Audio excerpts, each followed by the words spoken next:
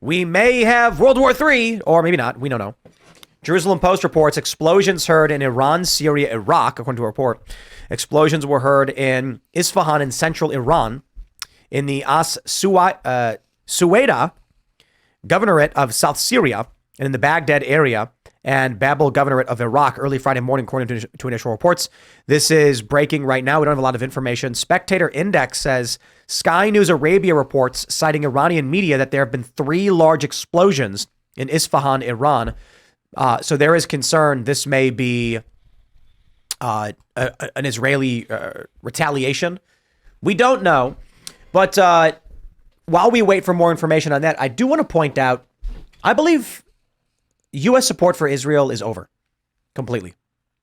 Right now, what we're looking at is the older generations, who support Israel, and religious folk who do. They tend to be older. All of these people support Israel. The younger generation is of two minds. One, deeply anti-Israel, completely opposed in support of Palestine. The other, anti-interventionist, doesn't want to fund it at all. When the boomers and those who are pro-Israel and Gen X pass on, it's going to be 65 to 70% no Israel.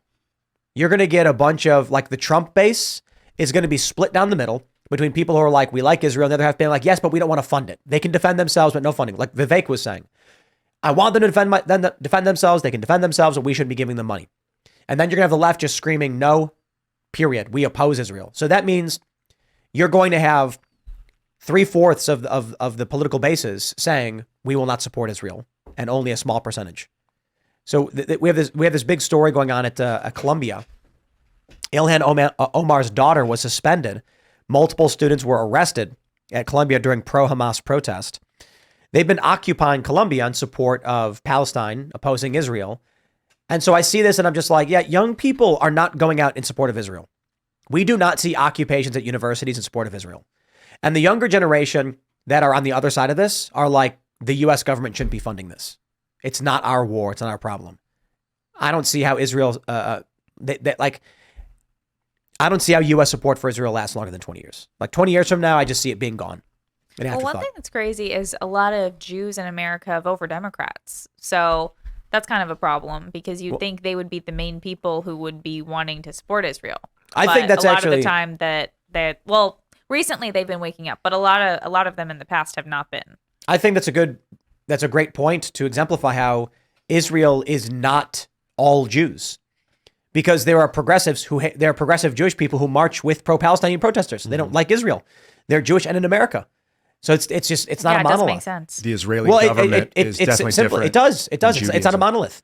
There are Jews in the United States who don't care or don't like Israel. Something that they were always allowed to do that and feel that way, but it shows that there is not some like unified belief that Israel should be. Like there was a big group of like Jewish protesters with leftists, and they were saying they were anti-Zionist Jews. They don't believe that Israel had a right to exist. I'm like, well, there they go. They exist, and they vote for these policies from the Democrats. So that's another point. Like 20 years, it's over. Mm-hmm. It's like people who are Muslim and Democrats going out there for LGBTQ stuff as if that's something that's going on in the Middle East. It's like those people wouldn't really survive in the Middle East. So they have a very strange coalition of people that believe totally different things. So we're not quite there yet, but Spectator Index is saying Syria media reports Israeli airstrikes in Syria and warplane activity now across Iraq, which is indicative of the explosions in Iran may have been an Israeli retaliation. There was which means, I don't know, Russia enters the war on the side of Iran. They said they would if the U.S. If the U.S. got involved, but the U.S. is already in on the side of Israel. And they said they're not sending. Biden said he's not sending weapon anymore, or he said I don't know. They said they're not going to help if Israel responds to this attack or whatever you want to call it. What happened? Israel attacked a consulate. Is that what it was? And then Iran responded by shooting 300 ballistics. Some of them drones. Some of them missiles. Israel targeted an Iranian general who was organizing and commanding Hamas as part of their war with Hamas. And that was in Syria? And it was in Syria. Right? Okay. And then so Iran retaliated with a direct strike from Iran and through militia groups and the Houthi rebels into Israel, striking an Air Force base. Mm-hmm. I think one girl died, I've heard. In Israel. One person died, I think. I've heard. So of 300 attacks, Israel, 5 of them broke through. And Israel vowed to retaliate. There was It may be happening right now. There's an excellent debate that went on last night with a Zero Hedge. It was Dennis Prager and Batya Ungar-Sargon versus Cenk Uygur and Dave Smith, and they were talking about this all night. Sagar and Jetty was the moderator. It was fantastic, and you should watch this 2-hour debate. I've seen about an hour and a half so far. I was listening to it before I fell asleep. And one of the things that Dave points out very, very clearly is that the Israeli government propped up Hamas in 2003, 4, 5, something like that, in order to guarantee discrepancy between the Palestinian governments. They had the PLO, and they're like, we want two, so that they can't get a two-state solution. And so the argument Dave kept making was, how can you defend Israel being like, hey, Hamas, how could you do that to us? We're going to attack you, when they were the ones that propped Hamas up. They thought they could, in quotes, control the flame of Hamas. Right. We control the height of the flame, is what Netanyahu said. It's like you fund the bad guy until they get so dangerous that you have to fight the bad guy. It's happened over and over again historically. And so like so many people know that they funded Hamas, and they're like, they have no tolerance for this idiocy. Like the cognitive dissonance is shattering, shaking, and like aligning. People are seeing what they've done. I think that's why the support is waning personally. And it wasn't even like there was some sort of ineptitude involved in this. Like they funded Hamas as a strategy. It was a targeted strategy, and I mean, it's led to a really bad situation. Obviously, did you know that Hamas was funded by Israel as a strategy? No. Does that change your point of view of the dynamics that are at play in that situation? I know it certainly did when I found out about it. So, I mean, to be honest, I feel like a lot of younger people just don't really want us involved in foreign wars. And I think I kind of see it similarly to that, in the sense that I don't think we need to be mediating every foreign conflict and being involved in kind of the internal politics of every country. Obviously, I think Israel should defend itself, but I feel like America has major problems at home. I mean, we just sent more money to Ukraine.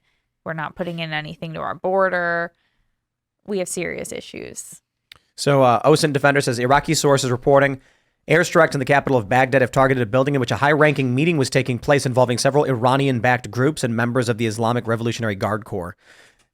Very much sounds like Israel launched a strike in Syria, Iraq, and Iran. I wonder what they think is going to happen to their country now. What does Israel think? Yeah. Israel's thinking, the way I described it on Twitter is, you ever see these videos where it's like some short woman is yelling at a guy, being like, screw you, my boyfriend could beat you up. My boyfriend will beat your ass. And the guy's like, oh yeah. And the guy's like, come on, stop. Like, I don't want to get into a fight with this guy. And then they get into a fight. That's basically what it's like. Like Israel is basically saying, Israel's at war. They're fighting. I know the analogy's not perfect because basically like the other guy's girlfriend hit the girl first. Like Hamas and Israel have been fighting for a long time. Israel retaliates against those who are at war with them and they're at war with. And then Iran strikes Israel. Now Israel says we're striking back, but Israel's attitude is probably like the U.S. is standing right behind us. Doesn't matter what Joe Biden says in the short term. We know that if it comes to war, the U.S. enters on the side of Israel. Russia enters on the side of Iran. But at what cost? Man, what are they thinking? What is this policy? I don't get it. You would think the Iranians had to do something in return. That's why they fired those ballistics. 99% of them didn't get through. It was like, do you know why they did? Do you know why in Iran? Response? I think it was so they didn't look weak to their own people. And because there would be a revolution in Iran if they if they wouldn't fight back, the people would be like, get out, government. And the same is true for Israel. And so now, but it's like, this part of the debate last night, and it was all pretty clear, like, you won, Israel. Like, you got it. You got them over. The Iron Dome worked. You don't need to push any harder now. But it doesn't matter. The people of Israel would not accept a government that refused to retaliate after being attacked. But a lot of the people in Israel, as far as I can tell, don't want the war. A lot of people don't want war. Like nobody wants war. Yeah, nobody really, except for governments. And oftentimes. So the attitude is always like this. The people of Iran say, Israel attacked our embassy and they killed our guy. We can't stand for that. You have to, they attacked us. And they go, okay. And then Israel goes, no, that guy's commanding a military that attacked us. And then Hamas is like, you occupied our land. You attacked us. That's a lot. No one thinks they started the war. Yeah, everyone's defending themselves from everyone else. I'm really scared. And then the rest of us get pulled into that Middle East quagmire. Man, hypersonic weapons are no joke, dude. Did you guys watch the PSA from New York on how to survive a nuclear bomb? Remember that a couple years ago? Oh, yeah. 3 years ago? Yeah, they said to, cover the windows, stick towels under the doors, duck and cover. That would really work well. Well, the idea is not to survive a direct impact. It's for like the radioactive particles that'll go through the air and stuff. So you want to make sure dust particles aren't coming under your door. Yeah. Yeah, because that radiation will get in your food, and then it goes in your thyroid, and then what is it? Iodine 131? Is that what it is? That helps you prevent radiation damage? No, iodine 131 is the radioactive isotope which enters your thyroid and then gives you cancer. I think though that I could be wrong on the number though. Is it 131? Also known, yes. The other Radioisotope. countries in the Middle Radioisotope East, though, 131. like Iran, I mean, Iran is pretty antagonistic towards us. So Big time. Yeah. Yeah, ever So, since the Iranian Israel is our Revolution, ally. the Iranians used to be a democratic country, and then the CIA that overthrew the Shah to put in the Ayatollah Khomeini? Is that right? Carter was behind all of that, and he really messed up that whole situation, and that's how we ended up with Khomeini. And also, according to Dave Smith, who's a freaking genius, he's talking about Iraq, and what we did in Iraq was there was this Shia minority in charge of the country and all these Sunnis in the country, which Iran is a Sunni nation. So we went in, we disrupted the Shia government. All these Sunnis then, am I getting this wrong, Serge? Can you unmute and explain this? Thank you. I'm just Iran is Shia, not Sunni. That's all. Then maybe I'm getting it backwards, but basically we went in, we disrupted the flow, and then all this Iraqi, it just created all this Iranian influence in Iraq, and they basically have bound together now, more or less, way more than they were. They used to be at war. Saddam Hussein we were funding Saddam Hussein to fight the Iranians. I think that's the way it was going. I mean, they all don't want Israel there because Israel's basically like a pro-U.S. type of place that's right next to them. And Israel's bordering these countries that hate them. I mean, none of them want to take in Palestinians because I don't think they want to resolve the Palestinian conflict. You know, Egypt's like, no way, we're not going to take them. I mean, all these countries could. Like, they don't want to solve the peace, though, because it helps them if Israel seems like the bad guy and is, the one perpetuating the conflict. They want to be anti-Israel, not just because of the conflict with the people. It's like clearly like a bigger conflict, I think, with the Middle East being anti-American and anti-Israeli. Spectator Index now reporting that several commercial planes appear to be diverting from parts of Iranian airspace. Blasts were heard. Al Arabia reporting, citing Iran International, several blasts heard in Isfahan. Warplanes in Iraq. Yeah, so, duck and cover. They said they were Potassium iodide is what you want to protect yourself from iodine 131. So we'll give everybody some information that may save their lives. When there is radiation from a nuclear blast or something like that, the first concern is iodine 131. It's very light, so it can travel about relatively easily. And if it gets on your hands and it gets into your body, it will be absorbed by your thyroid and then cause cellular death and mutation, which can kill you. So what people do is they buy potassium iodide. All that does is give your body so much iodine that it can't absorb anymore. So if you accidentally ingest the radioactive isotope, your body just passes it and doesn't keep it in your body. This is why radiation suits are actually just thin cloth, because you're not actually trying to protect yourself, or sometimes like plastic or something, but it's not about protecting yourself from like gamma wave radiation. You're trying to block out alpha and beta particles, small bits of matter that emit radioactive waves. And so I learned all this because I went to Fukushima. And so there was on the ground, the radiation levels was something like 200 times background. And we were walking it. So, there's some concern there for me and Luke, who were there. And our guide, Fixer, she died of cancer. I think thyroid cancer, because she wasn't wearing any gear and did it over and over and over again.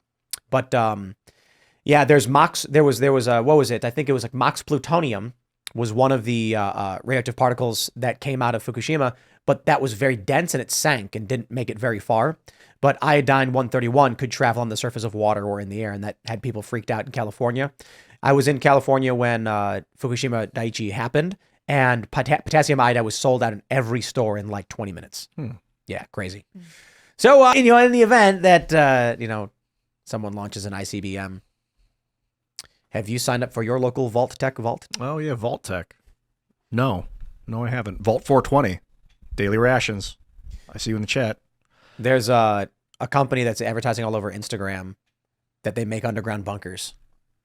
Mark Zuckerberg built an underground bunker. No, we have we're part of a different company. that has a variety of lodging from underground to above ground and stuff in the middle of nowhere. Yeah, super cheap. It's not really expensive. It's not like you really think about it. But these, I'll give a shout out to Fortitude Ranch, because what they do is it's more so like vacation rentals that are equipped for the apocalypse.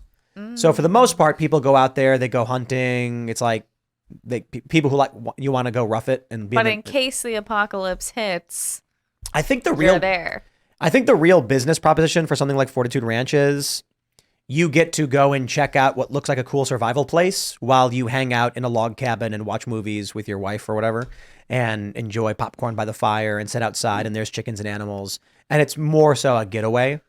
That's the real value proposition. But hey, if you're a member, you have your vacation. If the apocalypse happens, I suppose you bought your winning lottery ticket. I think most people don't really expect the world to end that way and for you to really need to go underground or anything like that. But we hung out at the one in West Virginia, and it's real fun because it's just like a dog running around, and they got chickens, and you hunt, and there's a shooting range and stuff like that. So it's really just like a resort, like a woodsy backcountry resort kind of deal. Yeah, That's fun. My mind's like, is it too late? You guys think it's too late for the culture victory? Maybe World War III is why they don't care about Joe Biden. Maybe the reason they don't seem to be campaigning all that hard is because they're just like, we don't care about any of this. World War III is on schedule, and so none of that matters. Trump is sitting here like, I'm going to win. And they're like, World War III is coming, buddy. They don't even care about campaigning. I mean, they clearly have no concerns about the fact that Biden is incapable of campaigning. Not just that he won't, but he literally, physically probably can't and mentally can't. Which makes me think so that they have want other it. plans. Yeah, they prefer that he's incapable because otherwise you desperately get another candidate right away. Yeah, I mean, if they put him in front of people, it looks bad. Looks like we got Jerusalem Post is posting some kind of video. This could be fake. This is Jerusalem Post. What's that mean? Oh, Jerusalem Post, I see. Right. This is coming from Sueda 24. Can't really see anything, though. Fog of war. Just sounds like rockets are being launched. Residents of, here you go. Objects seen in the sky above Jerusalem after Iran launched drones. Okay. So we still don't know for sure. No idea. Maybe World War III just started. Okay. Illustrative image of an airstrike. Right. Oh. As an aside, did you guys hear that Netflix made a documentary and used AI imagery in it? Yeah. Some Was big it good? scandal. No, they made a documentary about a woman who murdered somebody. And then to make her look innocent, they used an AI image of her looking happy and nice. Wow. No kidding. Something Wow. like that. That's what people are posting on Twitter. That it's a woman who got convicted of murder or something. I could be wrong because I only saw a cursory tweet. But then there's like a picture of her smiling and laughing, and it was an AI image. They were like trying to make it look like she was a normal, happy person before the case, but it was fake. Yeah, that's crazy. Weird. Yep. My morale is shot right now. Or how are you guys feeling? AI is getting out of control. Your morale is shot. Why? Because World War III. This Israeli strike is making me really nauseous. Not quite nauseous, but my heart is Uneasy? Yeah. Yeah. Well, I mean, we're in West Virginia, so I'm not too worried. We're all stuck on Earth, though. Even if the largest nuclear weapon ever was detonated over DC, it wouldn't affect us. Not the blast, but Reassuring. So, Good to know. Maximum SAR bomba, which would never penetrate DC defenses, by the way, because it's a gravity bomb, meaning they have to drop it.